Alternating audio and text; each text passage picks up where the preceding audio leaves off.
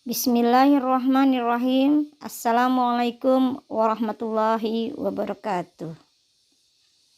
Segala puji bagi Allah yang telah memberikan kita nikmat iman, nikmat sehat, nikmat Islam, sehingga pada hari ini kita semua bisa mengerjakan kewajiban, yaitu saum. Nah, pada kesempatan ini saya akan bercerita tentang keagamaan bangsa Arab.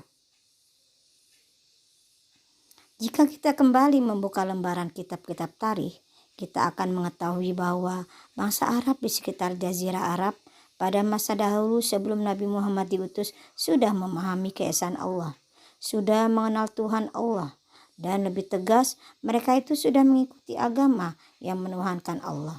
Karena mereka pada umumnya sejak beberapa ratus tahun yang lampau sebelum Nabi Muhammad diutus sudah kerap kali kedatangan dakwah dari para nabi utusan Allah yang menyampaikan seruan kepada mereka supaya menyembah kepada Tuhan yang Maha Esa semata-mata, jangan sampai mempersekutukan sesuatu dengannya. Dalam satu riwayat bahwa Nabi Hud sesudah kaumnya atau kaum Ad al-Ula dibinasakan, lalu diam di negeri Hadramaut sampai wafatnya dan dimakamkan di sana. Nabi Saleh alaihissalam sesudah kaumnya kaum Samud dibinasakan, lalu pergi ke Ramlah, jajahan Palestina, bersama pengikutnya sebanyak 120 orang. Akan tetapi ada pula riwayat yang menceritakan bahwa Nabi Saleh lalu pergi ke kota Mekah dan tinggal di sana bersama pengikutnya sampai wafat dan dimakamkan juga di sana. Wallahu a'lam. Sekarang kita kembali kepada Nabi Ibrahim.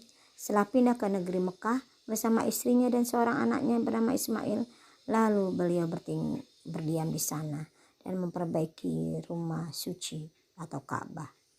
Beliau menyampaikan dakwahnya kepada segenap penduduk di sekitar Hijaz sampai hari wafatnya. Setelah beliau wafat, Nabi Ismail melanjutkan tugas ayahnya menjadi utusan Allah kepada segenap penduduk di daerah Arab. Dan seruan beliau ketika itu diterima baik oleh umumnya bangsa Arab di sekitar Jazirah Arab. Oleh karena itu, bangsa Arab pada masa itu umumnya mengikuti agama Nabi Ibrahim alaihissalam yang pada pokoknya mentauhidkan dan menyembah Tuhan yang Maha Esa. Akan tetapi setelah beberapa tahun kemudian, agama Nabi Ibrahim dan Ismail yang suci itu diputarbalikkan, diubah, direka, ditambah dan dikurangi oleh para pengikut agama itu sendiri. Hingga akhirnya agama Nabi Ibrahim itu tinggal namanya saja. Adapun jelasnya keagamaan bangsa Arab pada masa itu dapat disebutkan sebagai berikut. Mereka percaya dan yakin bahwa Tuhan itu ada dan Tuhan itu Maha Esa. Dia yang menciptakan segenap makhluk, yang mengurus dan mengatur, dan yang memberi segala sesuatu yang dihajatkan oleh segenap makhluk. Akan tetapi dalam menyembah kepadanya, mereka membuat atau mengadakan berbagai perantaraan dengan tujuan untuk mendekatkan diri mereka kepada Tuhan. Yang pertama adalah menyembah malaikat. Sebagian di antara mereka ada yang menyembah dan menuhankan malaikat. Mereka menganggap bahwa para malaikat itu sebagai wakil Tuhan untuk memberikan segala sesuatu yang diminta atau dihajatkan oleh manusia dan untuk mencabut kembali pemberian itu. Oleh sebab itu mereka selain menyembah Tuhan juga menyembah malaikat. Bahkan ada juga yang menuhankan malaikat dengan menganggap bahwa para malaikat itu anak-anak perempuan atau putri-putri Allah. Yang kedua adalah menyembah jin, ruh, dan hantu. Ya, ada yang memandang bahwa jin-jin dan ruh para leluhur yang telah meninggal dunia itu mempunyai hubungan langsung atau hubungan keturunan dengan para malaikat, sehingga dengan sendirinya mereka mempunyai hubungan keturunan juga dengan Tuhan. Karena itulah mereka lalu menuhankan dan menyembah jin-jin, ruh-ruh, dan hantu-hantu. Kaitannya dengan itu, ada di antara mereka yang menghormati beberapa tempat yang mereka pandang tempat jin. Di antaranya ada satu tempat jin yang terkenal bernama Darahim. Mereka selalu mengadakan kurban, menyembelih binatang di tempat itu agar terhindar dari bencana yang didatangkan olehnya. 3. Menyembah bintang-bintang. Sebagian di antara bangsa Arab di daerah Arab ada yang menyembah bintang-bintang. Maksudnya adalah matahari, bulan, dan bintang-bintang yang gemerlapan cahayanya yang bertaburan dan beribu-ribu banyaknya. Mereka menyembah bintang itu karena memandang bahwa bintang-bintang itu diberi kekuasaan oleh Tuhan untuk mengatur alam yang luas ini.